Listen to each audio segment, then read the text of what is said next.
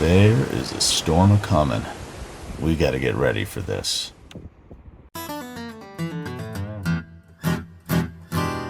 All right, we're getting ready to go up to the new place, and I'm gonna get the fire started. I know I'm gonna have to cut wood, so bringing the chainsaw and safety gear. I have my chainsaw kit. I'll do an inventory and show you what we bring with us. And this is my video bag, just all the stuff I need to shoot video while I'm up there, and another bag of things that cabin chick wanted me to bring up for our sleep tonight. Come on, bud, let's go.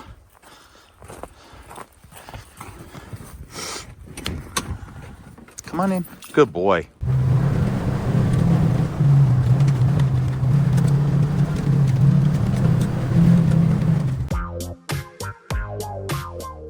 Well, it looks like our next closest neighbor, they live about 2 miles more up the valley, and frankly, they have a harder job than we do surviving up here. Looks like he's parked his truck down here, and I heard him the other day trying to get up the hill, and he ain't gonna make it. So it's this is the best place to stage, since we keep the road pretty compacted down in our direction, and that's his grocery getter during the winter. And I can't say enough good things about this gentleman. You know, he's taught me so much being out here, the best foraging advice, so the berries, where to find them, how to look for them, and you know, we see each other maybe every 2 or 3 months. It's about it, and that's enough. And at the same time, grateful that he's our neighbor, and that we get to share this valley with him.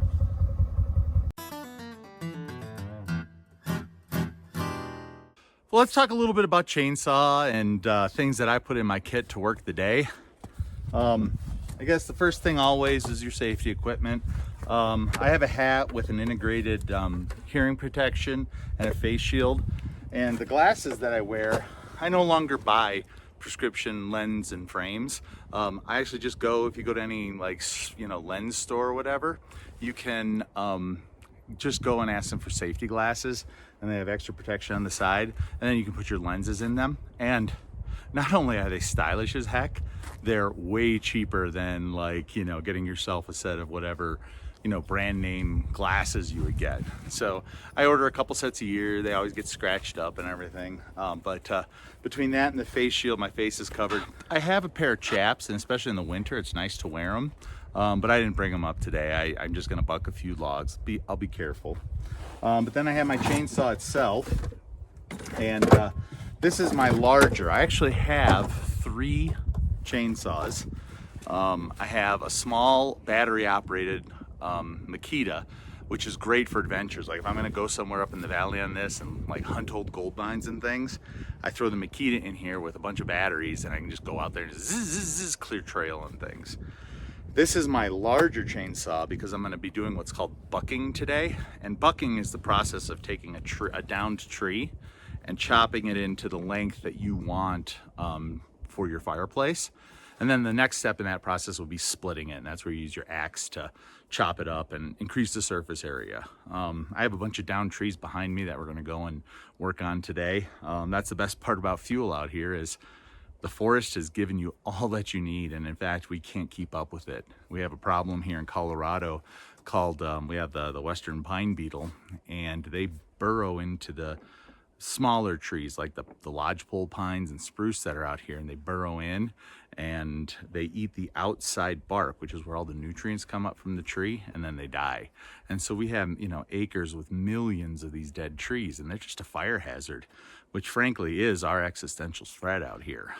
So the more we can clear the deadfall and clear those dead trees, the more likely we are to be able to survive a wildfire. But that aside, this is my larger saw, and then I have one intermediate saw that I use that's really great for limbing the tree. So we're not gonna cut down any trees today. Like I said, I got enough deadfall out here. I don't get endorsed for anything. I'm just gonna tell you why I buy the brand I buy. I get steel, it's German engineered, and it's just why I have the Unimog. It's German engineered. German engineering is fantastic. It's at another level. And most of the things that I've found that are German engineered are well thought out in terms of longevity. So for example, on the Unimog, the motor that's in there, it's ancient technology, but I can replace every part. And with the right tools, I can make that run for 1,000,000 miles or more. And so it's a forever tractor is the way I think about it. And it's the same way with the chainsaws. My medium chainsaw, it's a steel. It was first manufactured in the 80s and it's been running ever since then. So, you know, once you find the quality piece you want, keep buying it and spend a little extra, because the last thing you want to be doing up here all the time is fixing and replacing things. So that's enough on chainsaws for today. Let's talk a little bit about my kit. When I'm going out to do just a few hours of work, I have my chainsaw kit with me. Gloves are in there, that's an important piece. I have a funnel, a rag to wipe up. One of the things with a chainsaw when you're using it is you have to have oil in the chainsaw that actually drips slowly onto the chain while you're cutting. And so you have to refresh your oil reservoir every so often, and I do that every time that I use a tank of gas. Gas, you have to use pre-mixed things.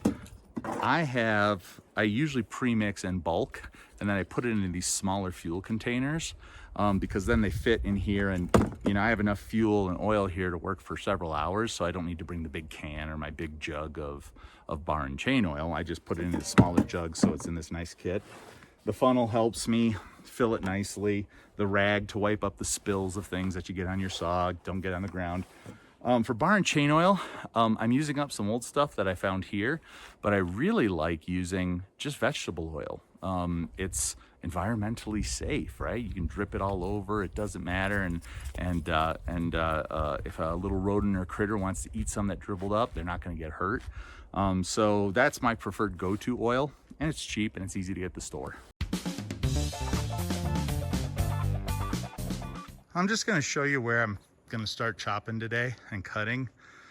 We're not too far from the cabin, and like I said, there's just a lot of deadfall. This was all the pine beetle kill, and so it just all sits here. There's some off in the distance there. It just all sits here and rots. And so I'll start with these smaller trees today, less chopping and things, and I'll move on to some of these bigger trees that are out there. Yeah, there's snow on them and it's been melting, but it doesn't really saturate the wood. All right, this is gonna be my chainsaw maintenance area. I like to get my gear in one spot, and this is ground is dry. All right, two things I'm gonna check on. I'm gonna make sure I got fuel. And I will say this, the one thing that got nice about the modern chainsaws is they put these tool-less connectors on them where you don't have to use a special tool to open the gas tank. You used to have to do that all the time. And that's, yeah, that's okay. It's just a nice little ease of use improvement, help drives your efficiency. Just clean out any muck from my funnel. And we'll go through and top off the fuel. So the gas that you put in your chainsaw has to be mixed with oil. These are, chainsaws use two-stroke engines, and two-stroke engines get their lubrication not from oil inside of a crankshaft like your car. They get their lubrication from an oil you put in the fuel. So you have to mix the gas with this special oil to make sure you don't ruin your equipment. And I usually keep several of these containers of it full and ready to go. All right, so that's gas. Now I gotta throw in the old bar and chain oil. This part of the device tends to get really gummed up with sawdust from when you're sawing. And so I like to clean it off so I don't get those channels clogged with sawdust. All right, we've topped off our oiler for the chain. Drink a little water and we'll cut something. Starting the chainsaw, I usually have a run position, a stop position. This chainsaw is fancy because it has a decompression switch you can push. And what that does is, as your piston is coming up in the engine block, it makes this big compression. It's really hard to pull through that. This has a little valve that goes in the cylinder and allows some of that air to go out to ease the compression while you're pulling it. You know what? I better check my blade really quick. You know, it doesn't feel too bad. I'm gonna cut with it. We'll see where it goes. Anyway, let's see if we can give this guy a pull and see how well he starts up in the cold.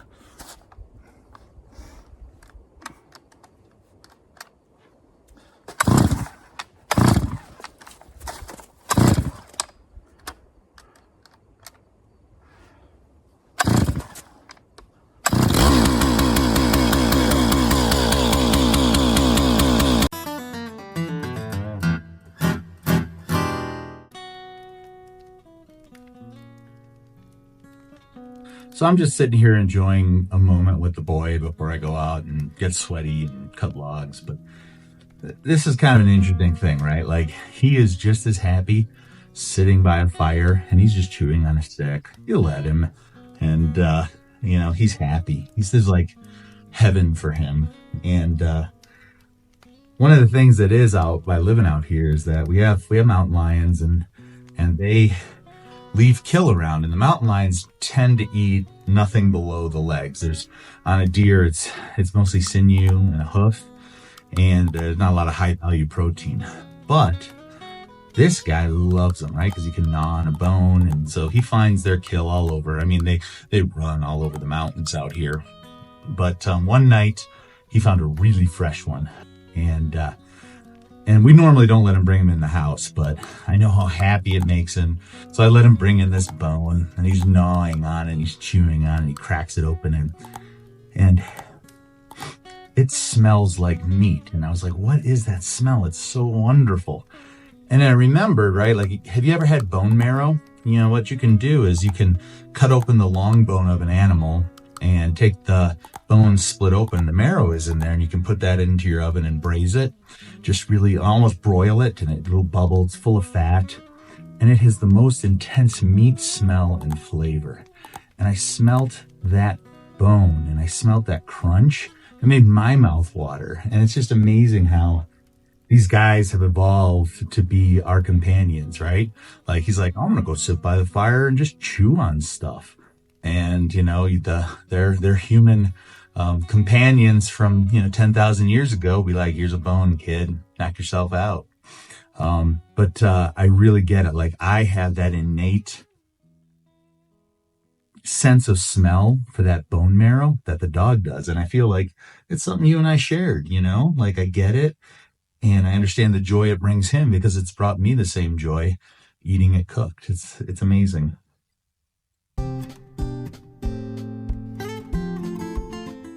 All right, I am going to quick sharpen this up a little bit. A couple of important things that are in your chainsaw sharpening kit. You have a round file, and the round file is what you use to sharpen your chainsaw teeth. You have a depth gauge, which is used to sharpen a metal. I think it's called the guide blade. I don't know what it's called, but it's your depth gauge, and that tells as it runs over a log, it limits how deep the teeth can go into it, so that you get more or less bite. And the third thing you're going to need is a flat file, and you always want to make sure your bar is very free of burrs, because what can happen is sometimes if you run it, especially if you run out of oil, or if you're really hogging on something, the bar can heat up and the metal will fold, and the metal actually gets wider than the teeth on your chainsaw. And even you have the most perfectly sharpened blade, it's not going to go in because the bar is stopping it. So those are the three things you have to check for. I'm going to change the camera to an overhead view so you can see what I'm doing. All right, so the first thing you want to do is sharpen what are called the teeth. And let me take this guy off so you can see what that looks like. So the teeth, you can see, are these silver guys, and they have an angle cut to them. One is pointing to this side of the blade, and the other one is pointing to this side of the blade. So this tooth cuts, the depth gauge hits, keeps the saw at a certain depth, then this one hits, then this one. This angle on this blade is about 30 degrees. And one thing that does matter is if you look at this guy from the side, is you can kind of see this this rounded out part. That's the part you're sharpening back. So the idea is you're making, this is getting hard to video. You're making a very sharp point here, and on the inside of the tooth, you can see that it almost looks like a knife edge. So what we're gonna do is use this file,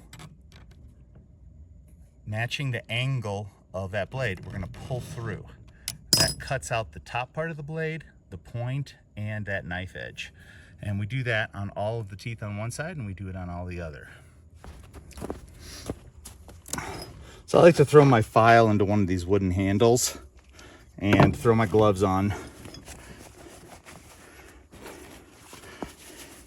And then I get comfortable and I pick one side and I get that in nice at that angle, and you just pull a couple, 2-3 times on the tooth, and you can hear it's almost skating now. That's good. That means I've cut off any burrs, and this corner is sharp. I think I'm gonna go a little bit deeper. I nubbed that one off. Sometimes you can hit a rock or something when your chainsaw's close to the ground, and that'll knock that tooth off and makes it less sharp. Now the thing that you want to do is keep these teeth all at about the same length. If you don't, they start to cut different, and you can reuse these blades as long as you have even teeth.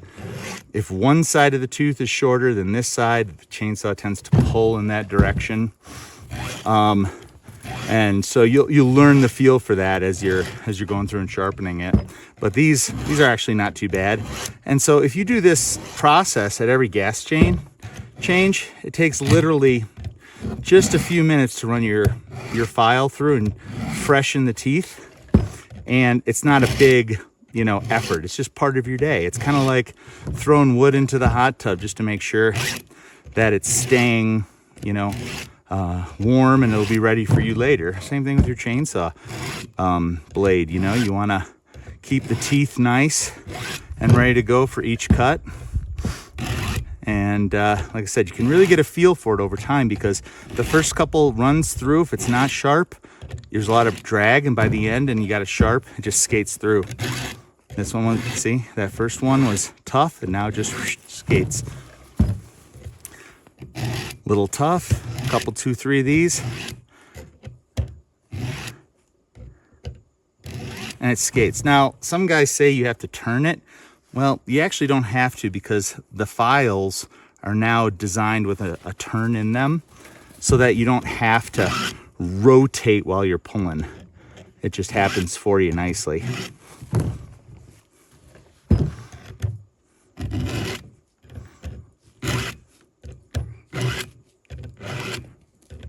And you get into kind of a rhythm. Some days I'll do, that one's really sharp and nice. Some days I'll just do chainsaw sharpening day. Throw a blade on, sit out there on the porch, enjoy the sun, and just go through and make sure my blades are all ready to go. And then I have a bunch of them in spare, so if I'm really busy on something, I don't want to take a break, I can just throw a new chain on. But this takes no time at all. And with a fresh chain, everything cuts so much nicer. And so you just go through and do this on every one of the teeth until it skates through really nice. They do make a guide that you can use to help you hold the angle. But once you do it enough, you're like, I can just hold that angle by hand. I know the effect I'm trying to get.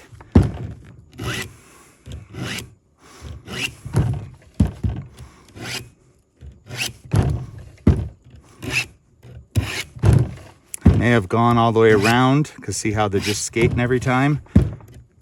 Yeah, I think I've gone all the way around. Now I'm just gonna switch to the other side, do the same thing. And when I say switch to the other side, literally just going to the other side of the chainsaw. And now this time, on these, I'll still do the same pull action, because you want to pull the burr towards your cut. And so do that.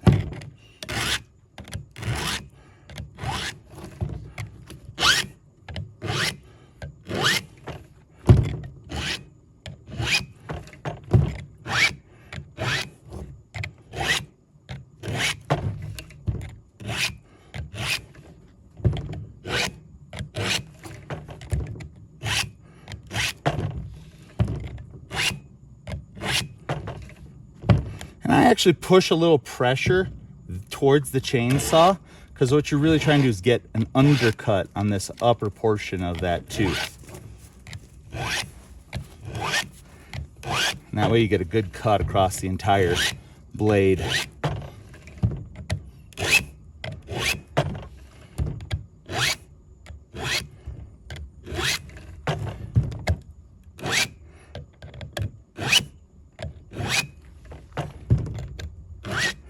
Now this is actually a titanium chain blade. I got a whole bunch of them on sale. They were on closeout at one of those big box hardware type places. And I got them for 17 bucks a piece. And they're really a great blade, but if you went and bought a new titanium blade one, you're spending like 60 bucks. And so it was a steal. I think I bought 5 of them. It was a great day. Like discount shopping with Cabin Dad.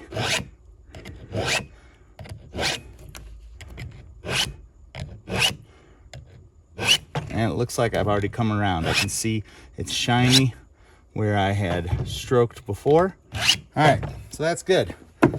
Next one you do is the depth gauge. And if I turn the blade on its side, let's see if we can get a good picture of that. I'm gonna see if I can zoom in a little bit. There we go. So these teeth are higher than this, and that depth basically doesn't let the tooth dive kind of too deep into the wood. And if you get this too low, your chainsaw is always grabbing and biting, and it can be dangerous, right? So you want to have just the right amount of bite so that the power of the chain spinning around can do the cut and it doesn't get stuck in the log. So to do, I don't know if I got that. We'll see. So to set that depth properly, you have this gauge, and basically every time you're filing on this edge of the tooth is actually slightly angled down. So it gets a little bit shorter. So that means you gotta take this guy down a little bit shorter. I'm gonna check the depth with my depth gauge